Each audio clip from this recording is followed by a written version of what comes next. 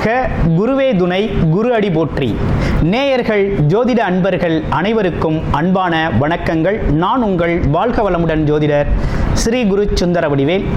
இப்போ பார்த்தீங்கன்னா 2025 செப்டம்பர் மாத பலாபலன்கள் ஒவ்வொரு ராசிக்கும் எப்படி இருக்கும், என்ன செய்யலாம், என்ன செய்யக்கூடாது, என்ன விதமான வழிபாடுகள் உகந்ததாக இருக்கும், நட்சத்திர பலன்கள் எப்படி இருக்குது அப்படிங்கிறதை பற்றி முழுமையாக நம்ம விரிவாக ஒவ்வொரு ராசிக்கும் நம்ம பார்க்க இருக்கிறோம்.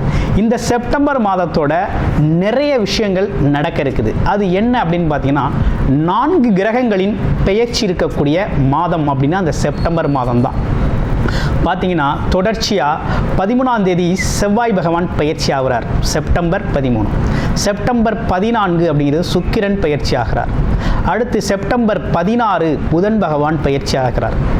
அடுத்து செப்டம்பர் 17 சூரியனும் பார்த்தீங்கன்னா அடுத்த ராசிக்கு பயணம் போகிறார். அப்போ இந்த காலகட்டத்தில் பல்வேறு விதமான மாற்றங்கள், கிரகத்தின் மாற்றம் எப்படி நடக்குது அப்படிங்கிறத பொறுத்து ஒவ்வொரு ராசிக்கும் பல்வேறு விதமான மாற்றங்களை, முன்னேற்றங்களையும் எதிர்பார்க்கக்கூடிய மாதமாக இந்த மாதம் அப்படிங்கிறது அமைஞ்சிருக்குது.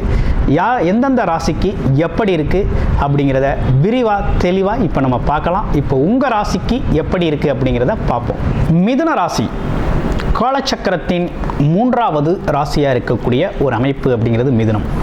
மிதுனம் ராசி அப்படின்னு எடுத்துக்கிட்டோம்னா ராசி அதிபதி புதன், புத்திக்காரகன், வித்தைக்காரகன் அப்படின்னு சொல்லக்கூடிய புதன் அப்படிங்கிற ஒரு அமைப்பு அப்படிங்கிறது மிதுன ராசிக்கே உண்டான ஒரு சிறப்பு. மிதுன ராசியை பொறுத்த வகையில் பார்த்தீங்கன்னா, ஒரு கலகலப்பான ஒரு பேச்சு, தனக்கு தெரிந்த விஷயத்தை மற்றவங்களுக்கு பரப்பக்கூடிய ஒரு தன்மை, எடுத்து சொல்லக்கூடிய ஒரு அமைப்பு, புரிதலை ஏற்படுத்தக்கூடிய ஒரு அமைப்பு அப்படிங்கிறதெல்லாம் ரொம்ப சிறப்பாக உண்டு. அதுலேயும் பார்த்தீங்கன்னா அறிவியல், ஆராய்ச்சி, அது மட்டும் இல்லை பல்வேறு விதமான படிப்பு சார்ந்த விஷயங்கள், தொழில்நுட்பம் சார்ந்த விஷயங்கள், அறிவியல் தொழில்நுட்பம், இப்போ அட்வான்ஸ்டாக வரக்கூடிய டெக்னாலஜி சம்மந்தப்பட்ட விஷயங்களை ரொம்ப சீக்கிரமாக தேடி தேடி தெரிஞ்சுக்கிறதுல ரொம்ப அதிக ஆர்வமும் அக்கறையும் காட்டக்கூடியவர்கள் நம்ம மிதுன ராசி அன்பர்கள். இப்போ மிதுன ராசியை பொறுத்த வகையில் பார்த்தீங்கன்னா ஆசைகள் நிறைய இருக்குது. அதை செய்யணும், இதை செய்யணும், வீடு வாங்கணும், இடம் வாங்கணும், கார் வாங்கணும், ஆமாம் பெரிய லெவலில் தொழில் செய்யணும், ஒரு 500-1000 பேருக்கு வேலை கொடுக்கணும், ஆமாம் பல்வேறு விதமான பிரான்ச்சஸ் ஓப்பன் பண்ணணும், நல்லபடியாக ஒரு வேலை அமையணும், அந்த பொசிஷன் நமக்கானதாக இருக்கணும் அப்படின்னு பல்வேறு விதமான விஷயங்களை கோட்டை கட்டக்கூடியவர்கள், அதுக்காக திட்டம் போடக்கூடியவர்களாகவும் இருக்குது. ஆனால் நடைமுறையில் சாத்தியம் அப்படின்னு பார்த்தோம்னா ரொம்ப சிக்கலாக இருக்குது. இது நீண்ட நாள் சிக்கல், மிதுனராசிக்கு உள்ள ஒரு நீண்ட நாள் சிக்கலாக இருக்கக்கூடிய ஒரு அமைப்பாக இருக்குது. இப்போ போக போக இந்த மாதத்தில் இருக்கக்கூடிய விஷயங்களை பார்ப்போம். என்ன மாதிரி விஷயங்கள் இருக்குது? ராசியிலே குரு பகவான் ரொம்ப அற்புதமாக அமர்ந்திருக்கக்கூடிய ஒரு நல்ல அமைப்பு. இப்போ கடந்த ஒரு 20 நாட்களாகவே பார்த்திங்கன்னா கொஞ்சம் நமக்கு சரியில்லாத ஒரு அமைப்பை கொடுக்குது. எடுக்கிற முயற்சிகள் ஒரே தோல்வி, எந்த முயற்சி எடுத்தாலும் தோல்வி, எதை பேசினாலும் சண்டை வருது, பணங்காசு பிரச்சனை, ஆமாம் அதே போல் இளைய சகோதர சகோதரி உறவுகளில் வாக்குவாதம் அப்படிங்கிறது போகுது. ஒரே தடை தாமதமாக இருக்குது. அரசு காரியங்கள் ஏதாவது ஈடுபட்டோம்னா ஒன்றும் நடக்க மாட்டேங்குது அப்படின்னு பல்வேறு விஷயங்களில் நமக்கு குழப்பம் அதிகரிச்சிருச்சு. கொஞ்சம் நல்லா இருந்தது மாதிரி இருந்தது, ஆனால் மறுபடியும் இப்போ சரியாக இல்லை அப்படிங்கிற ஒரு சிக்கல் அப்படிங்கிறது மிதுன ராசிக்கு ஏற்பட்டிருக்கு. இதுக்கெல்லாம் காரணம் என்னென்னா, கேது பகவான் ஸ்தானபலம் பெற்று இருக்கக்கூடிய ஒரு அமைப்பு தான் இதுக்கு காரணமாக இருக்குது. அவர் கூட சேர்ந்த ராசிநாதன் புதன் உங்களுடைய அமைப்புக்கு உடையவர், இணைவு பெறுவதனால தடை தாமதங்களையும், பாம்பு கிரகம் அப்படிங்கிறவங்களாம் பல்வேறு விதமான சிக்கல்களையும் இன்னல்களையும் இப்போ கொடுக்கக்கூடிய ஒரு காலகட்டமாக இருக்குது. சரி, இதெல்லாம் எவ்வளவு நாளைக்கு இருக்குது அப்படின்னு பார்த்தோம்னா, செப்டம்பர் 16ஆம் தேதிக்கு பிறகு முழுமையான விடுதலை அப்படிங்கிறது அடைஞ்சிடும். அதுவரையும் கொஞ்சம் பிரச்சனைகள் இருக்கத்தான் செய்யும். என்ன மாதிரி பிரச்சனைகள் இருக்கும்னா, கொஞ்சம் முயற்சிகள், இளைய சகோதர உறவுகள், வாங்கல் கொடுக்கல், பணம் வாங்கல் கொடுக்கல், மனஸ்தாபங்கள், அரசு சம்பந்தப்பட்ட விஷயத்தில் எடுத்த முயற்சிகளில் தடை, அப்பா உறவுகள் சம்பந்தப்பட்டவங்களில் கொஞ்சம் வாக்குவாதம், இதெல்லாம் வந்து போகும். ஓகேங்களா? அப்போ இந்த காலகட்டம் தவிர்க்க முடியாததாயிடுச்சு. ஆனால் இருந்தாலும் பெரிய பிரச்சனைக்கு ஆட்படுமா, பெரிய சிக்கலை உருவாக்குமானா அப்படி கிடையாது. இது தற்காலிகமாக வந்து மன நெருக்கடியை கொடுக்கக்கூடிய ஒரு அமைப்பு, மனம் சார்ந்த தடுமாற்றத்தை தரக்கூடிய ஒரு அமைப்பை தவிர இது வந்து உங்களுக்கு நிரந்தரமாக இனி வந்து பிரச்சனைக்கு வேலை இல்லை. இப்போ வருகின்ற செப்டம்பர் மாதம் 16ஆம் தேதி புதன் பகவான் பெயர்ச்சி அடைகிறார். 4ஆம் இடம்னு சொல்லக்கூடிய உங்கள் ராசியிலிருந்து 4ஆம் இடம்னு சொல்லக்கூடிய ஒரு இடத்துல உங்களுடைய ராசிநாதன் உச்சம் பலம் பெறக்கூடிய ஒரு அமைப்பு. இந்த உச்ச பலம் பெறக்கூடிய இந்த காலகட்டம் பார்த்திங்கன்னா உங்களுக்கு ரொம்ப சாதகமான சூழ்நிலைகள் நிறைய ஏற்படக்கூடிய தன்மை இருக்குது. வீடு, வண்டி, வாகனம் சார்ந்த அமைப்புகள், படிப்பு துறையில் இருக்கவங்க, கல்வித்துறையில் இருக்கவங்க, ஆராய்ச்சி துறையில் இருக்கக்கூடியவங்க, சேல்ஸு மார்க்கெட்டிங் துறையில் இருக்கக்கூடிய அனைவருக்குமே பார்த்திங்கன்னா ரொம்ப அற்புதமாக பல்வேறு விஷயங்கள் அவங்க வாழ்க்கையில் நடக்க போகுது. எடுத்த முயற்சிகள் அனைத்தும் வெற்றி பெறக்கூடிய காலகட்டமாக இருக்குது.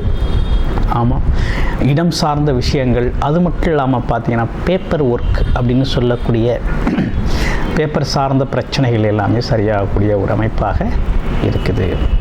படிப்பு குழந்தைகளுக்கு ரொம்ப அற்புதமாக இருக்கும், சூப்பராக இருக்கும். எதிர்பார்க்க முடியாத மாற்றத்தை, ஆமாம், திடீர்னு இப்படி ஒரு மாற்றத்தை நீங்கள் எதிர்பார்த்துருக்க மாட்டீங்க, அப்படி ஒரு மாற்றம் இருக்கும். அந்தளவுக்கு குழந்தைகள் நல்லா படிக்க ஆரம்பிச்சிருவாங்க அப்படிங்கிற நல்ல அமைப்பு அப்படிங்கிறது உருவாகிருக்கு. நிறைய பேர் காலி இடம் வாங்குவீங்க, ஃப்ளாட்டு வாங்குவீங்க, அதுக்காக திட்டமிடுவீங்க, அந்த மாதிரி விஷயங்கள்லாம் உண்டு.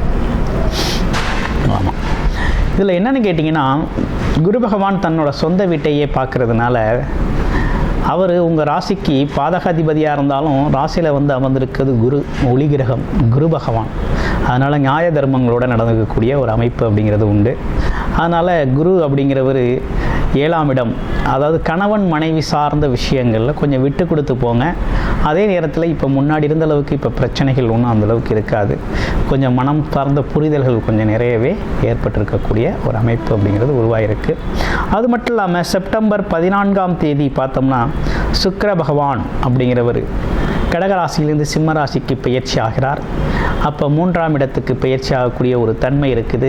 அப்போ சுக்கிரன் அப்படின்னு எடுத்துக்கிட்டோம் அப்படின்னாலே கொஞ்சம் சிக்கலை கொடுக்கக்கூடிய ஒரு தன்மை உண்டு. பணங்காசு விஷயத்தில் கொஞ்சம் கவனமாக இருங்க. அது மட்டும் இல்லாமல் பார்த்திங்கன்னா வண்டி வாகன பயணங்கள் கொஞ்சம் கவனமாக இருங்க.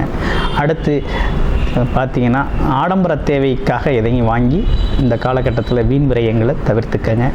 அடுத்து கணவன் மனைவி, பெரிய முக்கியமான விஷயம் ரிலேஷன்ஷிப், கணவன் மனைவி காதல் சார்ந்த இருக்கக்கூடிய அமைப்புகளில் இருக்கக்கூடியவங்களுக்கெல்லாம் பார்த்திங்கன்னா இந்த காலகட்டத்தில் பிரிவினைகள் ஏற்படக்கூடிய ஒரு காலகட்டமாக இருக்குது. அப்போ பார்த்து பேசணும், பார்த்து பழகணும். மனசில் உள்ளதெல்லாம் பேசி தேவையில்லாத வாக்குவாதங்கள், சண்டைகளை எடுத்துக்க வேணாம். இந்த காலகட்டத்தில் கேது பகவான் கட் பண்ணி விட்டுருவார். அதனால் கொஞ்சம் கவனமாக இருங்க, பார்த்துருங்க. அதனால் கொஞ்சம் பேச்சுவார்த்தை, பழக்க வழக்கங்கள், கேட்ட விஷயங்களுக்கு தகுந்த பதில்கள், அனுசரணையான பதில்கள் அப்படிலாம் பேசுகிறது ரொம்ப நல்லது. அடுத்து பாருங்கள், அடுத்து செவ்வாய் பகவான் பார்த்திங்கன்னா கன்னி ராசியில் இருந்தவர் பார்த்திங்கன்னா துலாம் ராசிக்கு பயிற்சியார். உங்கள் ராசிக்கு அது எத்தனாவது இடம்னு பார்த்தோம்னா 5ஆம் இடம், பூர்வ புண்ணியஸ்தானம்னு சொல்லக்கூடிய ஒரு நல்ல அமைப்பில் பார்த்திங்கன்னா 6க்குடையவர். அதே நேரத்தில் உங்கள் ராசிக்கு 11ஆம் அதிபதி, லாபாதிபதினு சொல்லக்கூடியவர். லாபாதிபதினு சொல்லக்கூடியவர் எங்கே இருக்கிறார்? அப்போ மனம் எதெல்லாம் மனசு ஆசைப்பட்டுச்சோ, எதெல்லாம் விரும்புச்சோ, எதெல்லாம் நடக்கலை அப்படின்னு ஏங்குச்சோ, எதற்காகலாம் நீங்கள் முயற்சி எடுத்து சோர்ந்து விழுந்தீங்களோ அதையெல்லாம் நடக்கக்கூடிய காலகட்டம், பழைய விஷயங்கள் நடக்கக்கூடிய காலகட்டமாக இருக்குது. அப்போ ஆசைகள், நீண்ட நாள் ஆசைகள், கனவுகள் நிறைவேறக்கூடிய காலகட்டம், குழந்தைகளால் மகிழ்ச்சி ஏற்படக்கூடிய காலகட்டமாக இருக்குது. அடுத்து இளைய சகோதரன் உங்களுக்கு உதவி செய்யக்கூடிய காலகட்டம். ஆமாம், அமைப்புகள் ரொம்ப நல்லா இருக்குது. அப்போ இப்படிப்பட்ட விஷயங்கள் ஏற்பட்டிருக்கு. தொழில் சார்ந்த அமைப்பில் ரொம்ப ஸ்ட்ரகிளிங் ஏற்பட்டுச்சு. யாருக்கு? மிதுனத்துக்கு. இப்போ பல்வேறு விதமான தொழில் வாய்ப்புகளும் அதே நேரத்தில் தொழில் சார்ந்த விஷயங்களுக்கு நல்ல முன்னேற்றமும் ஏற்படக்கூடிய அமைப்பு தான் ஏற்பட்டிருக்கு. பயன்படுத்திக்கிறது அப்படிங்கிறது உங்களுடைய பிறப்பு ஜாதகம் தான். உங்களுடைய பிறப்பு ஜாதகத்தில் என்ன தசாபுத்தி அமைப்பு இருக்குன்னு பார்த்து இந்த காலகட்டத்தை பயன்படுத்திக்கோங்க. கிட்டத்தட்ட பார்த்தீங்கன்னா மிதுன ராசியை பொறுத்த வகையில் இந்த கோச்சார நிலை கிரகங்கள் அப்படிங்கிறது உங்களுக்கு நல்ல சப்போர்ட் செய்கிற வகையில் தான், முன்னேற்றத்தை தரக்கூடிய வகையில் தான் அமைஞ்சிருக்குது அப்படிங்கிறதுல எந்த சந்தேகமும் இல்லை, சிறப்பாக அமைஞ்சிருக்குது. அடுத்து பாருங்கள், உங்களுடைய ராசியில் இருக்கக்கூடிய நட்சத்திரங்களுக்கு என்ன பலன் அப்படின்னு பார்த்துட்டோம் அப்படின்னா, மிருகசீட நட்சத்திரம். மிருகசீட நட்சத்திரம் அப்படின்னு பார்த்தோம்னா இந்த காலகட்டத்தில் வேலை தொழில் சார்ந்த அமைப்புகள் நடக்கக்கூடிய காலகட்டமாகவும், அதே நேரத்தில் இடம் சார்ந்த இடம் பூமி வாங்குறது வீடு வாங்குகிற அமைப்புகள் மனசில் நிறைய தோணும். இளைய சகோதர உறவுகள் உதவி செய்வாங்க. குலதெய்வ கோயில் வழிபாடு சார்ந்த விஷயங்களுக்கு போயிட்டு வர்றது ரொம்ப நல்லது. அடுத்து பார்த்தோம் அப்படின்னா திருவாதிரை நட்சத்திரம். திருவாதிரை நட்சத்திரத்தை பொறுத்த வகையில் இந்த காலகட்டத்தில் பார்க்கலாம், வெளிநாடு வெளியூர் போகணும்னு திட்டமிட்டிருக்கவங்களுக்கு அதற்கான வாய்ப்புகள் கிடைக்கும், பயன்படுத்தி போயிட்டு வரலாம். அதே போல் பார்த்தீங்கன்னா முகம் தெரியாத நண்பர்கள், மாற்று மொழி பேசுபவர்கள்லாம் உங்களுக்கு உதவி செய்வாங்க. அடுத்து புனர்பூச நட்சத்திரம். புனர்பூச நட்சத்திரம் அப்படிங்கிறது பார்த்தீங்கன்னாக்க ஆமாம் தெய்வீக அனுகிரகங்கள் நிறைய கிடைக்கக்கூடிய ஒரு அமைப்பு அப்படிங்கிறது உண்டு. அடிக்கடி ஆலயங்களுக்கு சென்று வாங்க. சிவன் அதாவது அதிகப்படியாக பார்த்தீங்கன்னா என்ன மாதிரி கோயில்களுக்கு போகணும்னா குருஸ்தலங்கள் சார்ந்த கோயில்களுக்கு போகணும். குரு அமைப்பு கொண்ட கோயில்களுக்கு போகிறது ரொம்ப நல்லது. அல்லது ஜீவ சமாதிகள் சார்ந்த விஷயங்களில் கொஞ்சம் கூடுதல் கவனம் எடுத்துக்கிறது. சித்தர் சம்பந்தப்பட்ட விஷயங்கள் இவங்களை வணங்குறது, இது சார்ந்த விஷயங்கள் நல்லது. 18 சித்தர்கள் இருக்காங்க இல்லையா, அது மாதிரி உங்களுடைய ராசி நட்சத்திரத்துக்கு எந்த சித்தர்னு பார்த்து அதை வணங்குறது அப்படிங்கிறது ரொம்ப நல்லது, ரொம்ப சிறப்பை தரும் வகையில் அமைஞ்சிருக்குது. இப்படிப்பட்ட அமைப்புகளோடு இருக்கக்கூடிய இந்த மாதம் அப்படிங்கிறது உங்களுக்கான மாதமாக அமைஞ்சிருக்குது. நன்றி, வணக்கம், வாழ்த்துக்கள்.